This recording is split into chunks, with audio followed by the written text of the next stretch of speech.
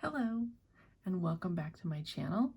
I'm Joni, and I thought I'd share with you my kind of review of the art that I did in August, and also talk about my most used supplies and what I experimented with getting some of my art printed into stickers and to prints and to postcards, so I thought I'd share that with you as well. One thing I started for, and I kept really good about this month, was a calendar of the art that I was creating, because I'm trying to do a consistent practice so that I can get better at art. That's my goal. So let's go ahead with the first drawing, which was for Catterday. So I started out the month, and I've been putting, and I've talked about before, these tracing paper inserts over the art. By the end or by the middle of this month, I got tired of doing that. I was trying to use every page in my book, even, especially when I used markers, then I would create a piece on a scratch piece of paper and put it in here. But I have since stopped trying to do that. Aesthetically, it was easier for me. Visually, I didn't like to see the back of the alcohol marker work, but I've gotten over that. So we started out with Catterday, and then this was the second, and then on the third I drew, this is Hildy, is the little one, and this is Josephine. And then I drew, this is Hildy. So this is the same creature here, just close up. And then the poppy. And then I moved to this sketchbook, and I drew cat on couch, I call it. And then I drew, I've always, through the years, drawn these weird fishes. I just really love bug-eyed fishes that I make up in my head. So that's Philomena. And then I did what I call the return. I was watching Wednesday, so I really got into an early Halloween mood, so you're going to see that in a lot of the work. So then I liked this enough that I got a separate piece of paper, a larger piece of paper, because I wanted to make a sticker and a print out of this, but the proportions on this were wrong, so I remade it in this proportion. And then I did a glossy card print of it, 5x7, and then I did a sticker of it, and I got a matte finish on the sticker. I've been experimenting with products just to see, and what I discovered is I have to be careful of the color, because the color is not going to be incredibly accurate, and also of the cropping. Some of the images, even if I make it to 5x7 proportions, some of the image is going to get cropped off. So that was the return. And so I did the original piece on the 8th, and then I did the larger piece on the 9th. And then for the 10th, I did, I believe I worked on Baba Yaga's hut specifically. Let's see, the original art for that is here. So I wanted to get more detail in my images, and so again I worked in a larger size, and then I ended up getting this print, and I got a glossy finish, and then I got a smaller version of the print, and then I also did a photo print. This is on they call it a G clay when I ordered it, so I was expecting heavier stock, but this is just nice premier photo paper with premier inks. So that's a 5x7. And then I don't know if I'm gonna be able to show this. I got an 8x10 with borders, and then I got an 8x10 where it was full bleed. And then, and I know this is going to be harder to see, I liked my Baba Yaga. I have a Baba Yaga section in my room, so I framed it and I did this custom frame. So I used just a recycled frame. I upcycled it. I got it at my local thrift store and used Posca pins to make the frame for it. So that was fun. I like that, and I hang that up on my wall. And then I did something I call Red Wolf. Red and Wolf, actually.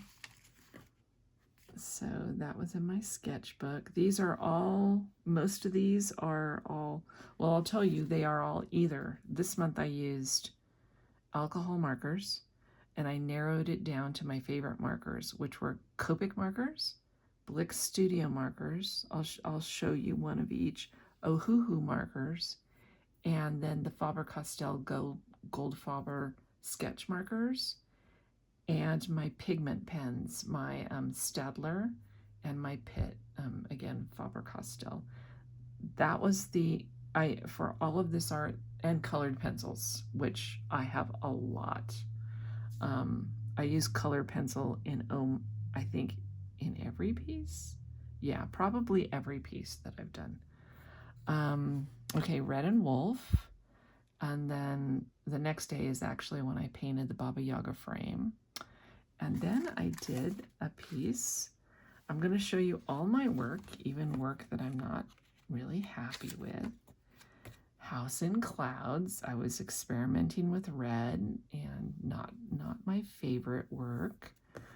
And then I was watching, as I said, Wednesday. So I painted, I never remember, I think it started this book in the back. I painted Fester. That was the only piece that I did in this book. This is a Canson sketchbook. It's a Canson graduate. Really bright white paper. I've gotten quite used to working on the cream colored paper of these art creation sketchbooks. The markers work really well in these books, as do the Pitt markers. So they're my preferred medium right now. And then the other work that I create on pieces outside, it's marker paper. I have a variety of marker paper. Okay, after Fester came something I call Moody Frog.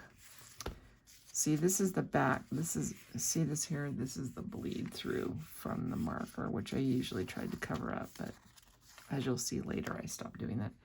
This is my Moody Frog because I ordered some erasable sketch pencils off eBay, and I received the wrong pencils. I received water-soluble pencils instead of erasable. So I was a moody little frog that day. My art often reflects kind of what I'm interested in currently or the mood I'm feeling.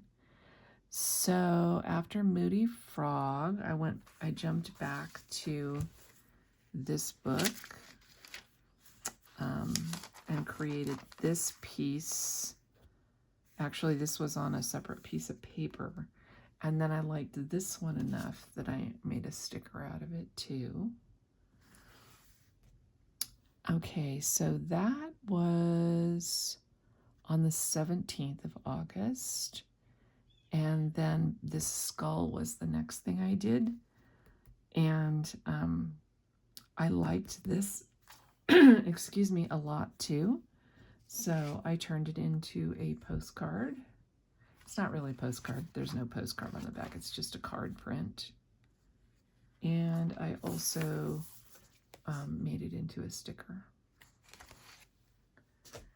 Okay, so this was on the 19th. And then I just did Photoshop for my stickers and prints on the next day. And then I did my witch frog. That was on the 21st. And then I decided that I was ready. I've been drawing in these small books mostly.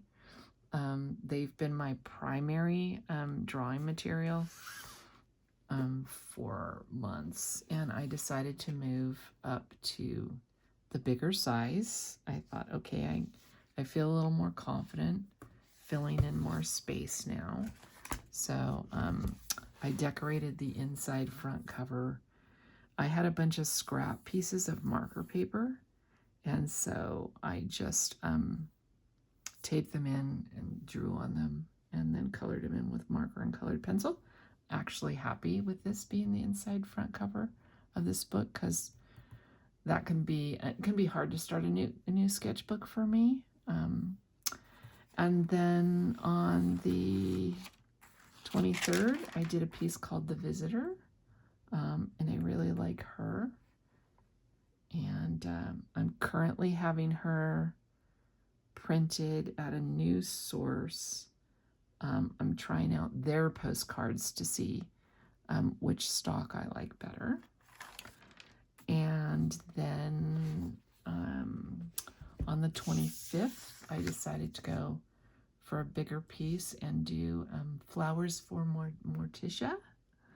And I'm also having this printed up as on postcard stock, but I photoshopped this out because I wasn't happy with the way this turned out. My daughter likes it better with. Give me your opinion. If you're still here, I am glad you're still here. Give me your opinion on whether you like it better without or with. I thought it was a little distracting because the center of these flowers are these skulls, but they're pretty teeny.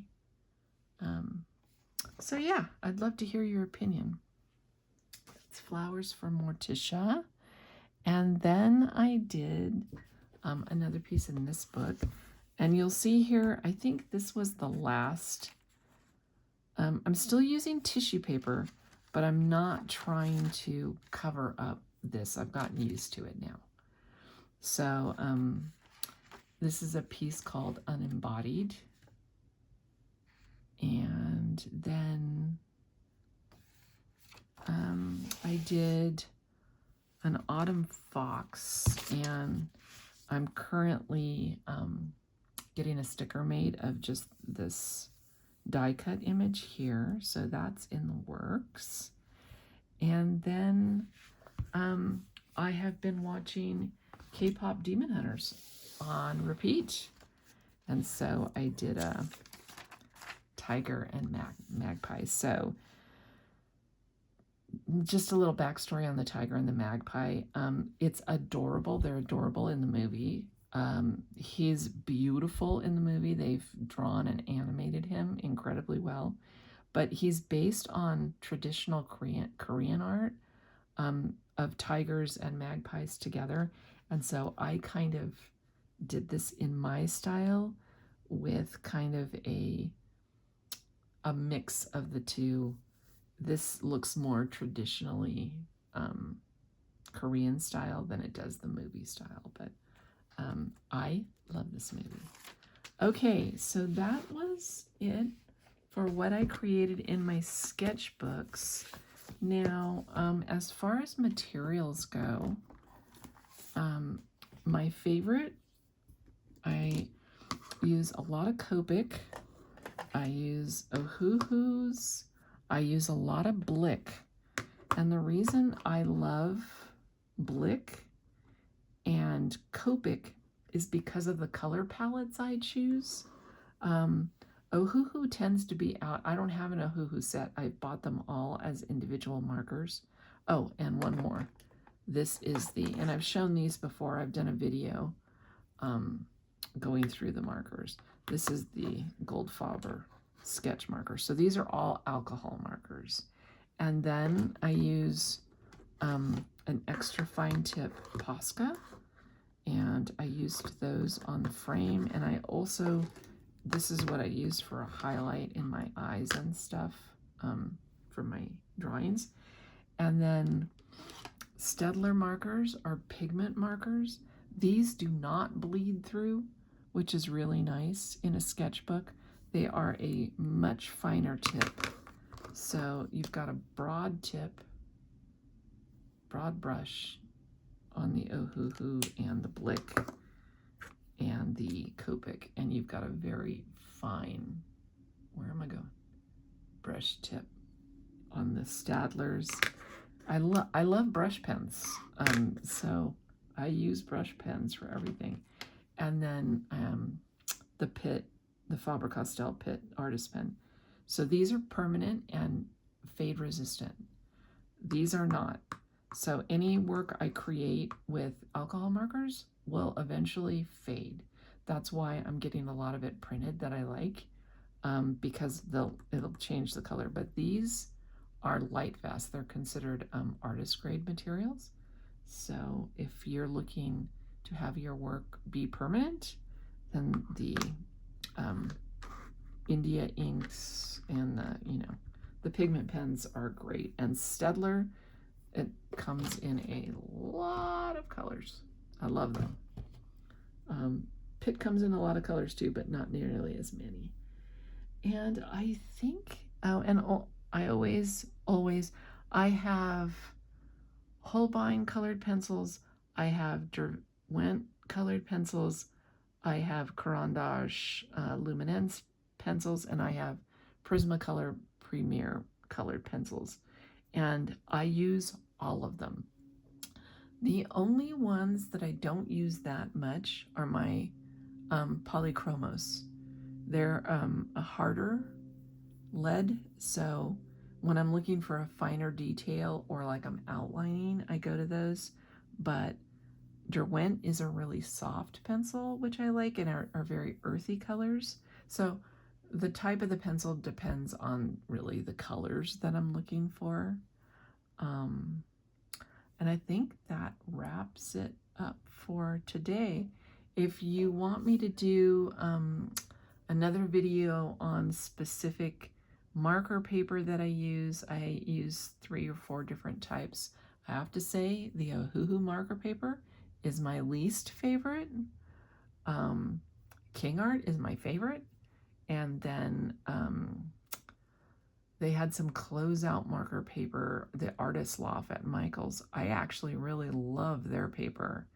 And then Strathmore marker paper is also really good. I guess that covered it. We don't need to make a new video. Okay, well, thank you for joining me here today. Really appreciate you watching my videos, and I will try to get back to any comments, any questions that you have, and we'll see you again next time. Bye for now.